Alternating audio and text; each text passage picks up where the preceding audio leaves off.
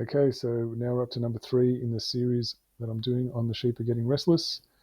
So we're just going to pull back another layer and expose yet a deeper, hidden, unrecognized level of mental enslavement that's prevalent throughout society, and it's been beautifully articulated here in these protests against the emergency services levy. First, we're going to go into a video, and then after that, I'm going to get AI to do what it does really cleanly, and you're going to see the next level psyop that people are playing on themselves and they can't spot it. There's some young families with kids. I feel very sorry for them. They're paying $50,000 when in the city they're paying $500. It's just totally unfair, unreasonable, unjust, and Jacinta's got to go. So just remember, he actually said that it's unfair about paying, what is it, 100 times more possibly? I'm not sure what the maths would be, 50,000 versus 500. Yeah, probably 100 times more. That's his version of what he thinks is unjust. And because of that, one individual is only responsible, just one individual, no one else. And if they go, everything will be fixed. That's the mentality we're running with right here. So it wouldn't matter who was there. It's always one individual, isn't it? Before it was Daniel Andrews. Before that, it was, I can't remember who was the premier before that. But there's always just one individual that's the problem.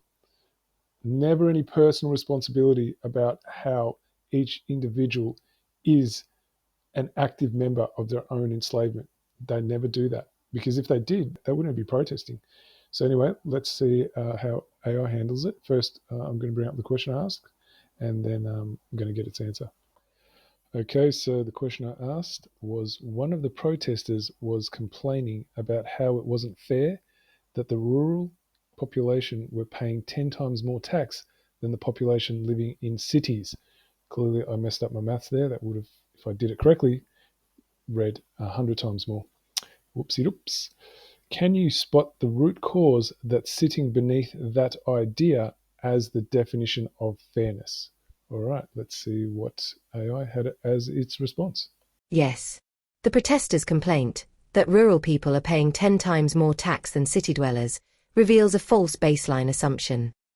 That taxation itself is fair, and the only issue is whether it's equally distributed. This reveals a deeply indoctrinated view of fairness, one based not on moral cause and effect, but on institutionalized theft being fairly administered. What's the root issue? The protester has unconsciously accepted the legitimacy of coerced taxation, which is a violation of consent, a breach of natural law, which forbids theft, no matter the intention, and a tool used by ruling classes to extract life force from the producers. By focusing on the inequality of the theft, rather than the theft itself, they are still trapped in slave logic. I don't mind being robbed, as long as everyone else is robbed the same amount. Let's fix the system by making its punishments more evenly applied. That is not a call for justice. That's a call for shared servitude. The core error. The protester has misdefined fairness as equal distribution of state-imposed burdens, rather than the upholding of individual moral sovereignty, where no one is entitled to violate another's rights, not even the state. Truth in natural law. True fairness is not measured by how evenly injustice is spread. It's measured by whether each being's right to own the fruit of their labor is protected, whether consent is honored, and whether no one is granted special privilege to extract from another under threat of force. Taxation, by definition, violates all three, making the whole debate over how much, or who pays more, irrelevant in a truly moral framework. Okay, so there you have it. It's spelled it out for you in black and white, that people are basically immoral. If you were to ask each one of these individuals that was protesting, do they believe they're moral? It'd be fascinating to know what the answer would be, and what excuses they'd come up with. Well, he can't be perfect, that kind of stuff, without realizing when they're saying it, they're actually giving permission for their own slavery, and therefore they get their own karmic consequences for that.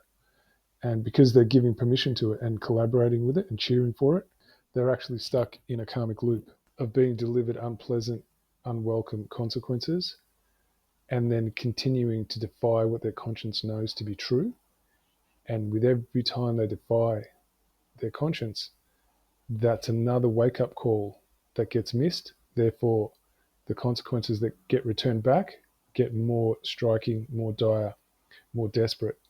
And so that's why it's the loop. And every individual gets the choice to choose whether they want to cease the loop or continue. And so far, what you're watching here, these are people who are choosing to continue, which is one of the most densest forms of existence for sentient beings with holistic intelligence. So now I'm going to give you some quotes, a couple from Lysander Spooner about what taxation really is, if you haven't figured it out already. Taking a man's money without his consent is also as much robbery when it is done by millions of men acting in concert and calling themselves a government as when it is done by a single individual acting on his own responsibility and calling himself a highwayman. Neither the numbers engaged in the act nor the different characters they assume as a cover for the act alter the nature of the act itself. Far too few people that I've met have ever been able to understand that point, because I've not heard that being articulated. That's the tragedy of what we're working with here. So we talk about people who are waking up, etc. I sadly have not seen enough evidence that that actually exists, because they can't even understand these fundamental basic elements of how reality really works if you really want a free society. The next one: if the government can take a man's money without his consent, there is no limit to the additional tyranny it may practice upon him. For with his money, it can hire soldiers to stand over him. Now, I want you to think about who the police are, and who is the army, and who are the sheriffs. Keep thinking about people like that. Keep him in subjection, plunder him at discretion, and kill him if he resists. And governments always will do this, as they everywhere and always have done it, except where the common law principle has been established.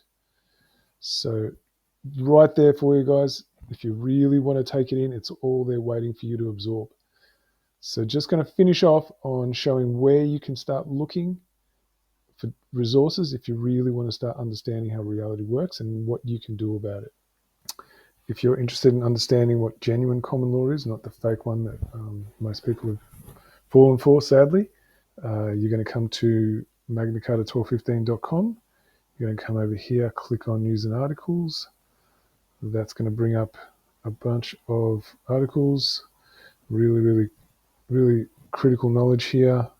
Helps unpack the psyop that most people have taken on as truth. Is one even from ChatGPT that unpacks the truth of what a real constitution is and how to understand the difference.